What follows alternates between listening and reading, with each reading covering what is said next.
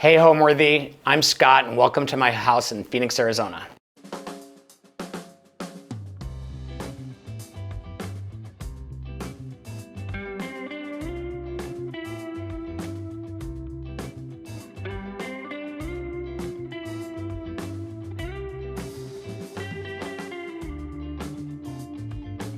You're watching Homeworthy, where we believe every home has a story. Hi, my name is Scott Burdick and I am an interior design professional in Phoenix, Arizona.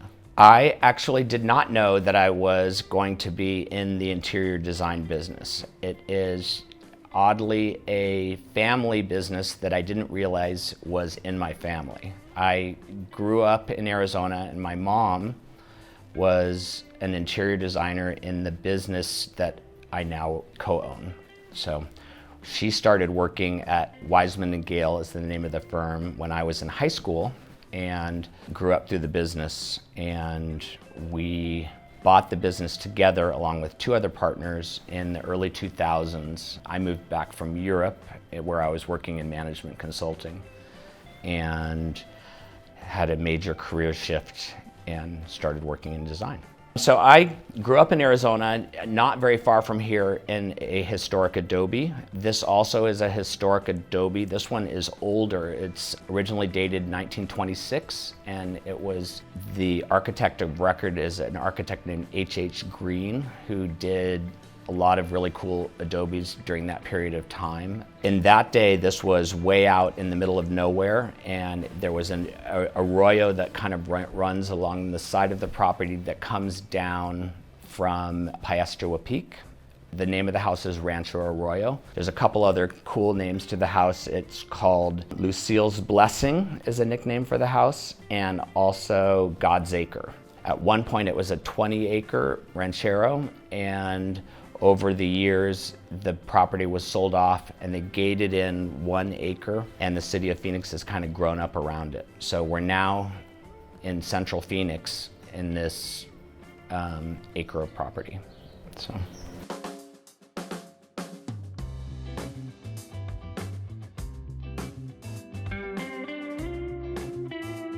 Welcome into my living room. There's 2 houses on this property. Each house is a 1-bedroom house. This is the living room and main space of the main house. And in here is where I spend most of my time, and I would welcome you in and let me show you a few cool things. I would start probably by showing you this painting hanging here. I have 2 paintings in this room that are by an artist named Bill Tull. And Bill Tull is big influence in my career and in my aesthetic. He was an adobe home builder and architect and painted mostly as a hobby, and he would leave a painting with every house he did. I'm still friends with the family, and I've purchased 2 paintings from the family. This one depicts cottonwoods, and it is called My Life Will Be Good, and it's my birth year, 1965, and it was given to me by the family. It's a very important piece to me. Above it is some Scottish antlers. I'm definitely not a hunter. These are antique antlers that I purchased in London from a dealer when I lived in London years ago. And the weather vane arrow is something that is from my mom. And then up here is a painting by an artist that paints in Venice, California. That piece is aluminum and oil mosaiced together, and the artist's name is Charles Arnaldi. It was given to me by a dear friend and also a wonderful designer here in Arizona named Jim Harris, who passed away just recently. So I treasure that. The seating area is these 3 pieces have spent a lot of time together over the years, and they've been recovered many times. The sofa is a Edward Wormley sofa for Dunbar. It's vintage, and the chairs are vintage Dongia, and they're covered in a corduroy from a London company called Howe, and incredibly comfortable, incredibly durable, and sort of blend into everything. The piece that I use as a coffee table is a Korean grain chest, and then this is kind of, I like to keep it pretty simple because this is a Delft piece that I have owned for a while. It's way more interesting on the back, where you really see the age of it and all the mends that it's survived and been mended back together for probably 250 years. I think is kind of cool. Over here is a early Italian antique that I bought from a North Carolina favorite vendor and friend named Randall Tysinger, and it holds a lot of my favorite things. I would point this out to you. This is kind of tucked up here. This is called a saguaro boot, and it's just an organic object. Birds make nests in saguaros, and this is the scar that the saguaro makes to protect itself that kind of surround a nest. And people from Arizona typically know what a boot is, but if you're not from Arizona, you probably wouldn't.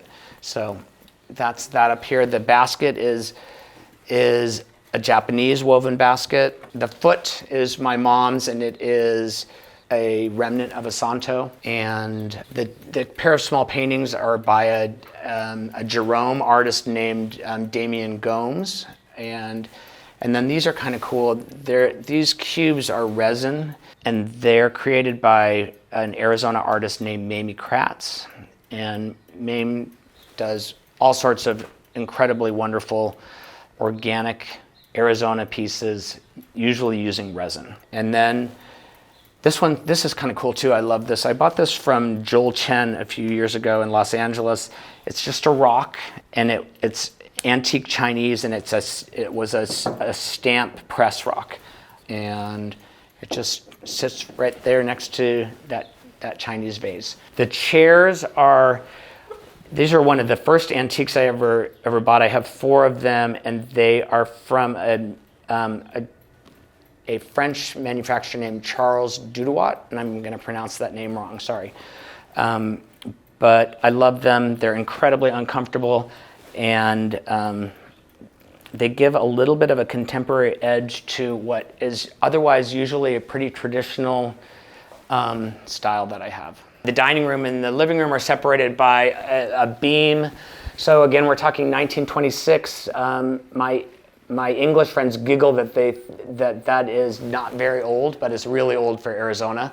And I think that Arizona was a state in 1912, and so it was just after Arizona became a state. It has a bunch of Hopi and Native American drawings on it that we're not exactly sure when they were done, but we're thinking probably somewhere along the way in the 40s or 50s that was added. And then on this wall is just a weird collection of things I love. It's another Bill Tull painting. As he got older, he moved into abstraction, and they're abstractions of usually adobe houses.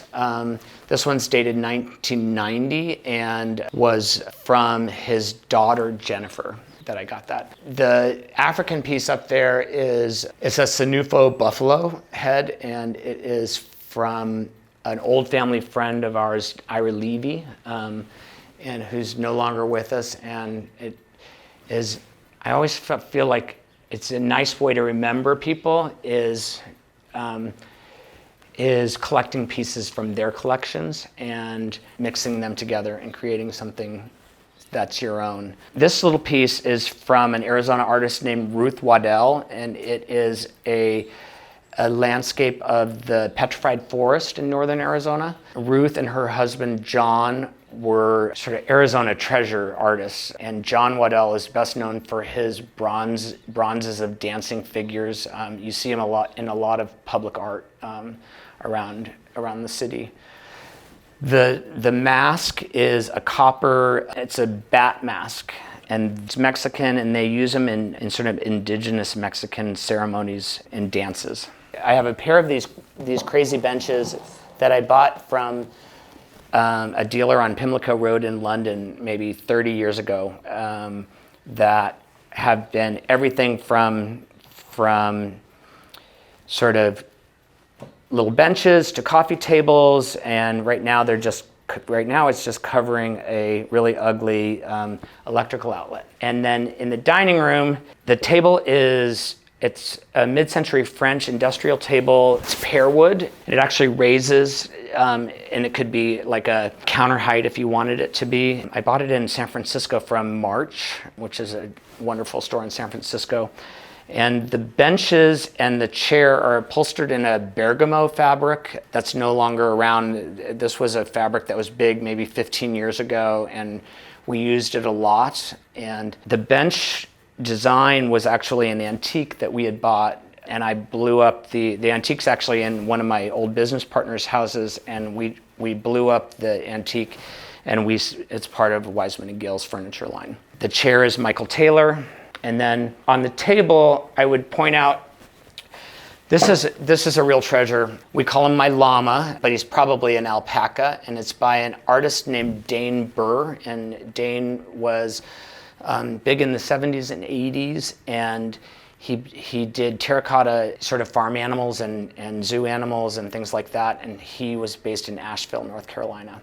The egg here is a piece of quartz with really big inclusions in it, and then it was molded into the shape of an egg. And that was something I got from Holler and Saunders, based in Nogales, Arizona. They have beautiful things like that. I would be in big trouble if I didn't point this guy out. This is a bronze piece that was done by my second mother and a dear friend named Patsy Lowry. Her art name is Skyline, and she's very influenced by the Hopi culture, and it's a church that has people in it, and I use it as sort of sits on top of books, weights them down. Another thing I like to collect are French battery acid containers. That's what these are. And then the mirror is by Mike Diaz, who is based in Mexico City, and is something that Mike Diaz is a incredibly talented furniture maker and artist, and our company represents him in Scottsdale. The chandelier is a Noguchi vintage chandelier. It replaced, there was a really, really old and not very attractive rusty chandelier here that was probably original, and I replaced it with this. I probably broke some design rules by doing that, but I like this better.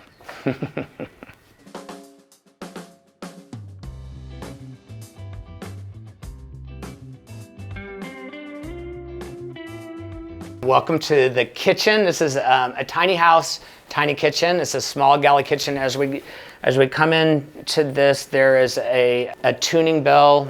Some people think it's a tuning bell, some people think it's a crutch, but it's a bronze, very vertical piece that is by an artist named Mary Bates Neubauer, who is a professor at ASU, and she does wonderful bronze pieces. I like the unexpected spot that it is. It's hung, and you can see it from all different rooms, and it's a bit of a surprise. So here on my kitchen counter, this pair of ceramics are from John Wigmore. It's a Los Angeles-based ceramic artist.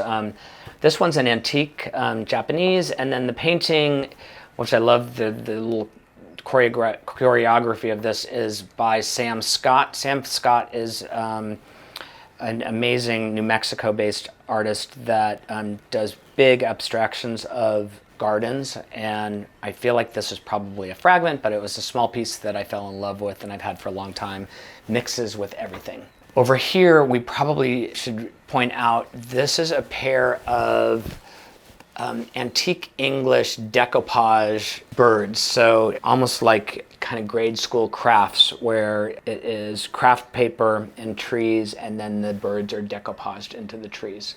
And this is another thing that I bought from Randall Tysinger many years ago in North Carolina. This is a Mexican tin silver box that is kind of my junk drawer. You can see I have some COVID tests in there. Some glassware by Japanese artists that I love. And then this is a favorite piece that's just a found object. It was given to me by my friend Todd Nickey. We don't really know what it is or where it's from. He got it from a flea market in Los Angeles, and he gave it to me for my 50th birthday. It's kind of an appropriate 50th birthday party because we think it is a cockfighting trophy. And on the back here it says, Via Gra Senior Center, LA, California, and curated by somebody. The coin in here is a Hawaiian King Kamehameha coin, and then it has this hood that lifts up that I'm not going to lift up because we'll lose our rated PG, a rated G, because it's a little graphic. And then this leads us out to my little kitchen patio. Out here on this patio is mostly for pots, and it's a transition out into the garden. This is a bell that is from Paulo Soleri, and we love the sound of it. It's a very Arizona thing, and most people that have been in Arizona for a long time have at least one Paulo Soleri bell. They're bronze bells that I've got them kind of scattered around the property. And then my plants, I love my plants. We've got a couple of Cantera pieces here that are Mexican. These are something I collect. They're called mieleria jars or honey pots, and they're terracotta, and they were made in the early 20th century for making honey, like the industrial making of honey in Mexico. And then the bench is just a super sturdy, primitive bench that can handle all this weight. And my red Crocs are when I'm working in the garden. For me, when I first came to this house, I was with my realtor, and we were very much looky-looing it. We thought we were coming to see a falling down adobe that had a lot of history to it. And as the other realtor was punching in the code to the gate and the gate was opening, he said, "This home was renovated in 2012 by John Douglas, who is an architect I'm very aware of, and Greg Hunt, who is our favorite builder construction guy in town." And so suddenly I was seeing a historic adobe that had been lovingly renovated, and my whole view of the house completely changed. The woman that had lived here before had passed away, and it was in some disrepair, but I knew that the bones were good, and I knew that I could see myself living here. So quickly take you through the powder room. This powder room is probably, I would call it pre-renovation, but there's some fun things in here.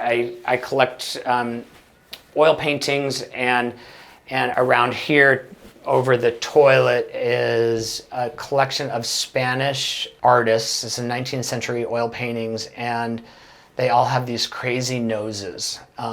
So it kind of gives you something interesting to look at when you're in the powder room and maybe get a giggle. As we exit the powder room, I want to point out in some of these little adobes, having good mirrors is important. And this one is placed on the wall outside of the powder room in a small hallway, and it reflects the light of the powder room and it kind of opens up the space. And throughout the house, there's some great floor-to-ceiling mirrors that reflect light and make the rooms feel bigger.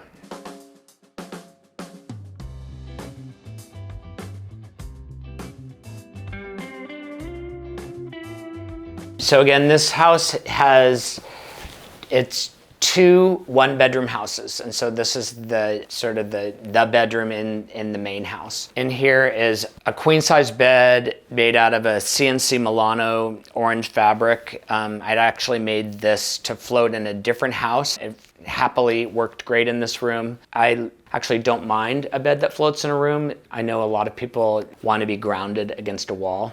And even sometimes facing in a certain direction. Doesn't bother me at all. My one bedside stand where I put my glasses and my television clicker and water this is actually one of the first things I ever owned, and it's a Native American smoking stand that I bought many years ago from a dealer in New York City called America Hurrah.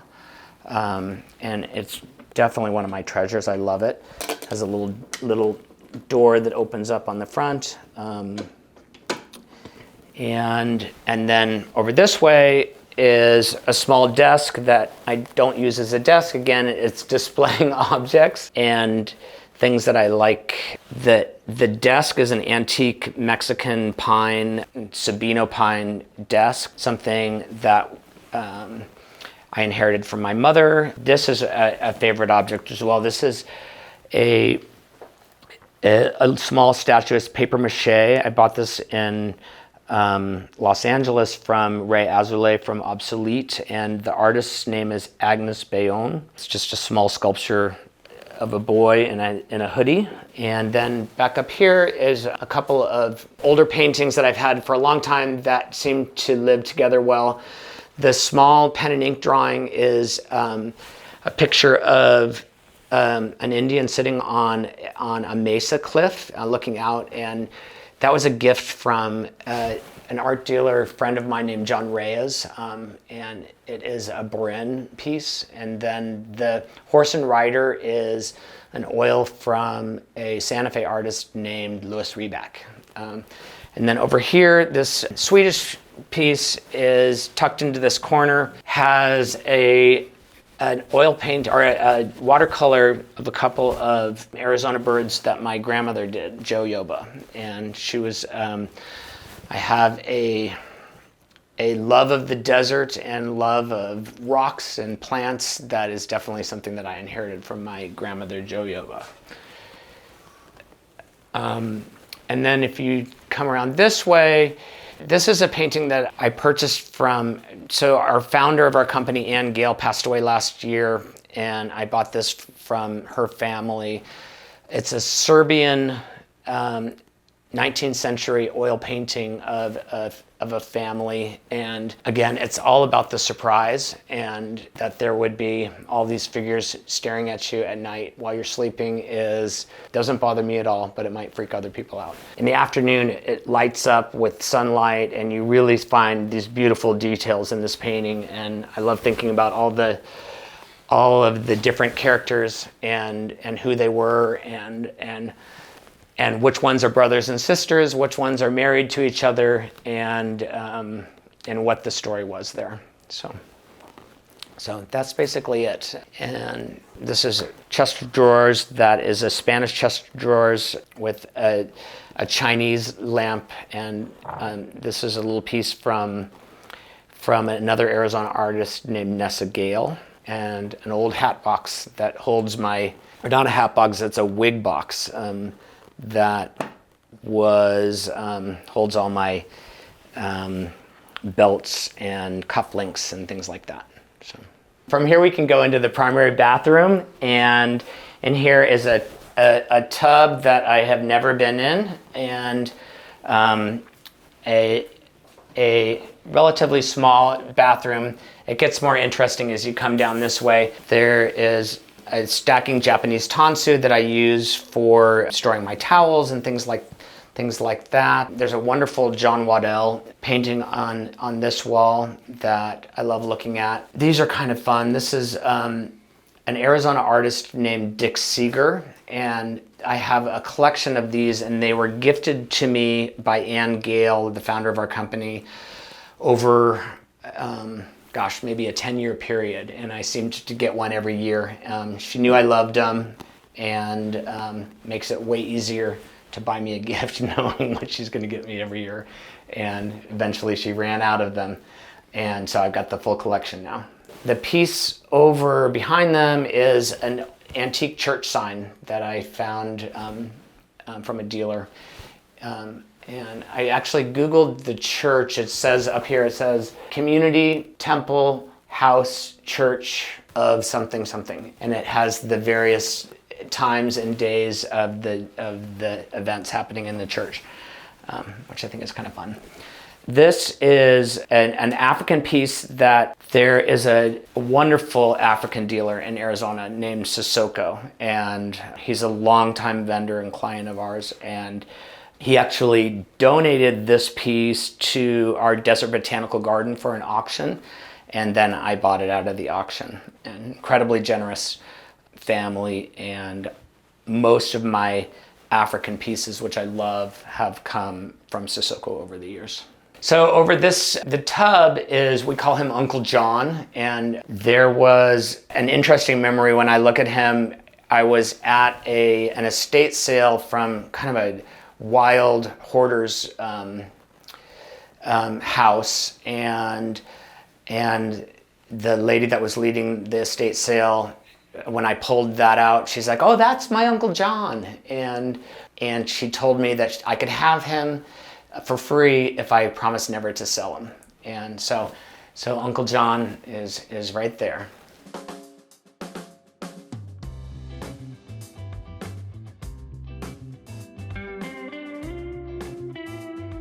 So off of the master bedroom, welcome into my dressing room. In here is my sickness of collecting colognes that are tucked on a tray, an Old English wood tray, and an antique dog painting. I also collect small boxes. These are pill boxes, and we spend a lot of time at market buying antiques for clients, and when I tend to try and buy one every time I am in that situation. I display all of my bolo ties up here, and this idea I actually stole from my friend Todd Nickey from his dressing room. He had all of his jeans lined up on a wall, and I said, I got to do that. I love not having to fish and dig for which pair of jeans I'm going to wear, which is basically my daily uniform. So this house is cool, but maybe cooler are the gardens. It's a 1 acre property. It was originally a 20 acre property in 1926, and it's right in the middle of central Phoenix, and you really feel buried in the desert here. It was originally owned by a guy named Hubert Earl, and Hubert Earl was a famous botanist, and he was the head of the botanical garden for a long time. He put some crazy plants on this property that are worth showing you. So come on out to the garden. There are so many things that inspire me as we walk around and look at the things in my house. Every object is a trip down memory lane, and certainly in my work I am surrounded by good design all the time, and I am presented with a lot of options, and my house very much changes, and I bring things from work that I love, and then I get tired of them, and I take them back, or a client sees them and I end up selling them. That is with some of the things in my house. A lot of the things in my house I have deep personal connections to, and I couldn't possibly let go of. But my big inspirations, gosh, my friend Todd Nickey, who is one of my lifelong friends, is an interior designer in Los Angeles. My mom, Patty Burdick, certainly has been a huge influence on my aesthetic. And Gail, who's the founder of our company, 100% influenced me, and I have a lot of her heirlooms around the house. There's an Adobe home builder that was really prolific in the 80s, 90s in Phoenix named Bill Tull. I have a few of his paintings. He was a big influence in my young life in terms of what my personal aesthetic is.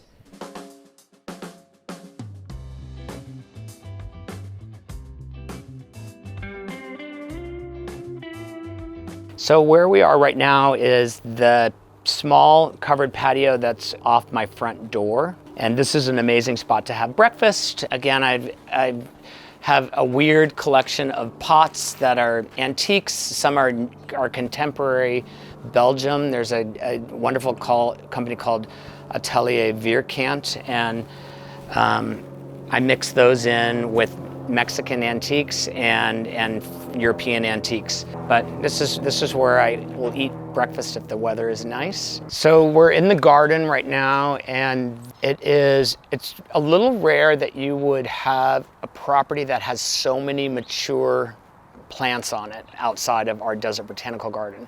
And I'm going to show you some cool ones.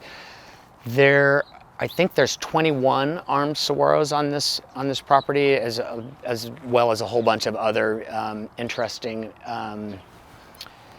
specimen plants.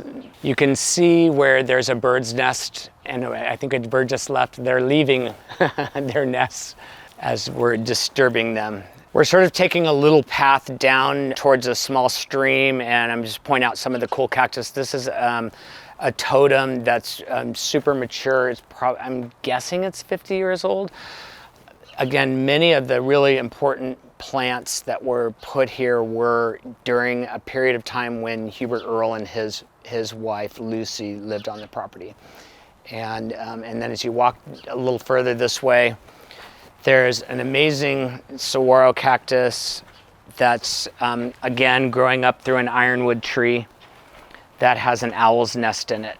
And the owl's nest is kind of near my bedroom window, and it's a very cool sound to hear this hooting owl every once in a while.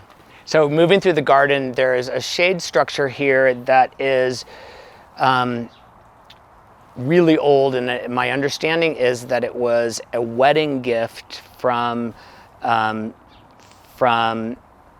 Hubert to his wife Lucy, and he asked her what she wanted for her wedding, and she says, "I have everything I could possibly want," and so he built her this shade structure. And the shade cover on it is actually ocotillo spines that are tied together to create the shade structure. And it leads you down to a newer piece of the garden that was added by the previous owner before me. Her name was Virginia Cave, and Virginia created a stream that runs through about half the property. She was an amazing gardener, and the stream brings wildlife and flowers and life to the desert here. There, you'll see all sorts of grasses and green things. You know, I've lived here 3.5 years, and I have yet to put a flower or plant in this area. It completely takes care of itself and propagates itself. These are called palo blancos, and palo blancos are a variety of desert tree that get these paper-like bark pieces and a dappled shade, and there's maybe 20 of them that run here between the main house and the casita. I'm gonna walk into the casita now. In 2012, John Douglas and Greg Hunt did a historic renovation and added square footage to the house.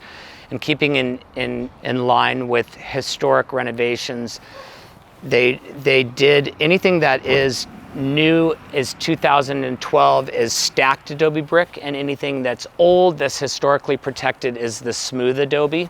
At the front here, there's a covered patio space that is a potting shed that I hardly sit there, but it's a good place to protect my cactuses, and it is kind of fun. When I have a lot of big parties here in Christmas, etc., it's where we put the bar, and so it forces everybody to go into the potting shed. My favorite thing about this house is it's completely different than anybody else's, and it is a big surprise to people as they experience it. It is not what you think exists in Central Phoenix, and the other thing is the story of this house is about a historic adobe, but it's also very much about the garden and the Sonoran Desert. And the house is buried in really beautiful Sonoran Desert, which is also on the National Historic Register. So it's a rare thing to have a house on the register, but also the Sonoran Desert and landscaping are listed on the Historic Register as well.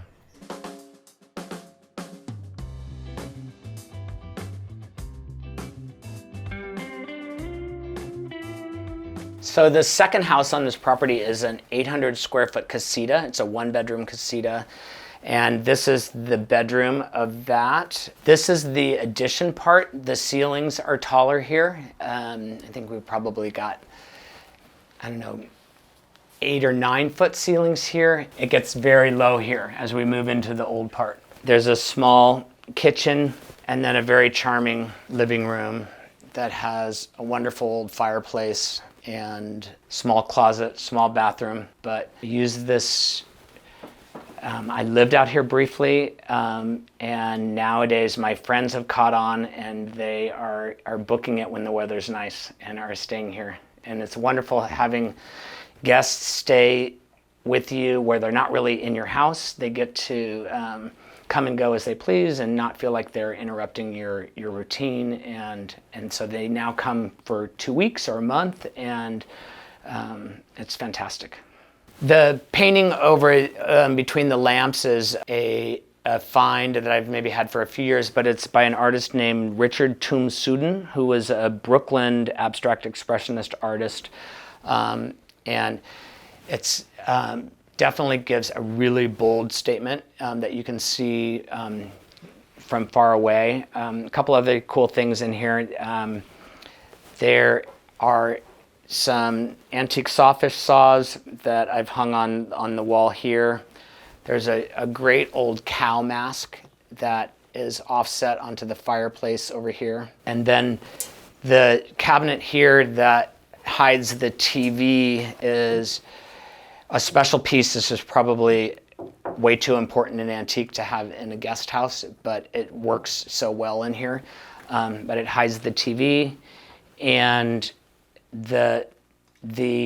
we call him Caesar, and Caesar is also a Mexican dancing mask. It's a body mask, and it would have fit over the body. If you take this down, it's hollow in the center, and kids would have worn this around their waist during dancing ceremonies in Mexican indigenous cultures. This was the chandelier. It was wired as a chandelier in the adobe that I grew up in. And so it is a family heirloom that I love. This little grouping is something that I purchased just recently. We were installing an amazing house in Jackson, Wyoming, and we'd pulled these from a shop up there, thinking that they were going to go into the house up there, and it didn't work there, and I knew exactly where they were going to go when they didn't work.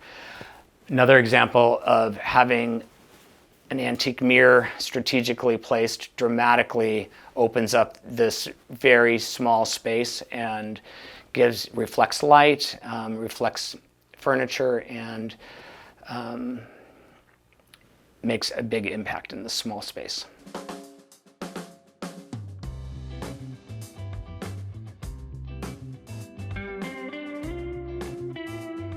So leaving the kitchen, there's this kind of transition space, a little vestibule that we have an antique French clock in here. This is a clock that was in my living room growing up. It's my mom's. My mom and dad live in a much smaller place now, and all of the kids are inheriting some really great stuff. So I managed to sneak this one by my brother and sister, and it's here now. And then if you go this way, this enters into my game room. This room was originally the master bedroom of the house, and it is, for me, my ping pong room. I'm a little obsessed with ping pong. And so that's here. I think that the most interesting thing in here is probably this painting on the wall on this side. This is a Mexican painting that depicts the Revolutionary War. And when I bought this from Holler and Saunders in Nogales, it was practically free because it had a huge cut that was through the middle of it. It was in really bad shape. And little did he know that I was deep down a YouTube rabbit hole called Baumgartner Restorations, where they do YouTube stories about restoring paintings. So I sent this to him in Chicago, and it came back looking like this, totally back together and reinforced, and now you can love it. It's called Forced Perspective because the horses are so in the foreground, and then there's all sorts of action and things to look at in the details. This over here is an antique English piece that's hung on the wall. Again, something from my family. It stores my antique train set that every once in a while I'll break this out and put it together, and it'll be usually going around my dining room, sometimes around my ping pong table, but I think it's fun to put together every once in a while and work into a design, and makes a cool sound. But it's a train set from the 40s. And then if you If you head this way out of this room, there's another little transition. Here I have hung a Garo Antresian piece. He was a New Mexican artist that was a printmaker, and that is something I've always loved his work. And one day I'm like, I need to own one. And a friend of mine that's a dealer in Santa Fe sold that to me. I think that a house that has a feeling and a personality and a soul it's a little bit hard to describe, but but you know it when you're in it. And houses with history, houses that are filled with personality and filled with personal objects collected over time give a house a soul. The word home means to me is where your family is and where your roots are, and it can change over time. I for sure think of Arizona as my home. It's where I grew up and it's where my family is. I've spent a lot of time in my life. I lived in New York for 10 years, and I very much think of New York as a home as well. I don't get to be there in my day-to-day, but when I come through the tunnel in New York City, I feel home. Bye, Homeworthy. It was great showing you around my 1926 Adobe home in Phoenix, Arizona, but it is time for you to adios. Thanks for watching. Go to homeworthy.com for exclusive content and shopping guides.